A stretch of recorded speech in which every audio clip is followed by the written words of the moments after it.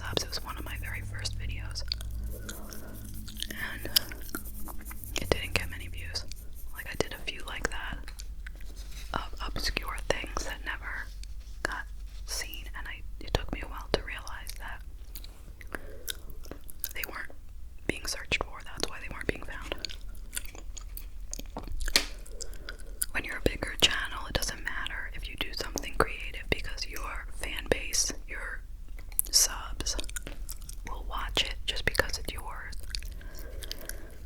And if it gets a bunch of views from your subs, then it might get recommended to new people, you know, so you can be more creative and get seen when you get a little bigger.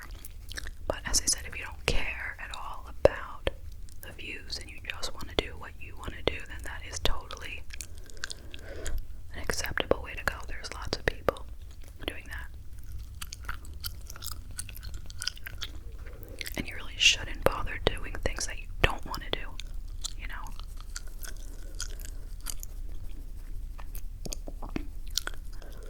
If your viewers ask you to do things that you don't want to do, even if they are, you know, appropriate, you don't have to do them. Seriously, and be polite, you know? Just say that's not your thing or whatever. And be careful of people making fetish requests when you're a new channel. Anything that sounds really specific is probably a fetish, even if you didn't know that it was. Everything is a fetish. You would be surprised.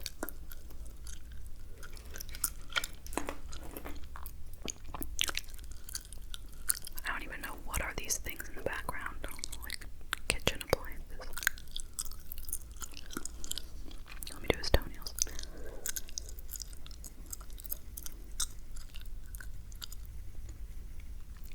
So once you've been doing ASMR for a little while and you decide that you definitely like it and you definitely want to continue, then get yourself a nice microphone if you can afford it. If you can't, then it doesn't matter. You can keep using your Apple mic. I love the Apple mic, I really do. Oh, going back, once you've been doing it for a little while, you're going to want to start doing some editing, because you're not going to always want to just have to start over every time you make a mistake. And you're going to want to be able to remove loud noises and stuff. So for me, I use iMovie, which comes with the well, it comes with your iPhone or your iPad, but I can't use it on those tiny things. So I have it on my computer as well. So I use iMovie, and it's fairly easy, but I mean, it's not like you could figure it out from nothing. You know, you might have to watch a couple of tutorials just to pick up the basics. And I use that to like remove, if there's like a loud noise, I just cut it out completely usually. Sometimes I'll make it a little quieter, depends on what it is. You can use that to add some text in there, make some titles, change like the coloration a little bit, all those sort of things. And then, what else? I also use a program called Audacity for the audio part. That is a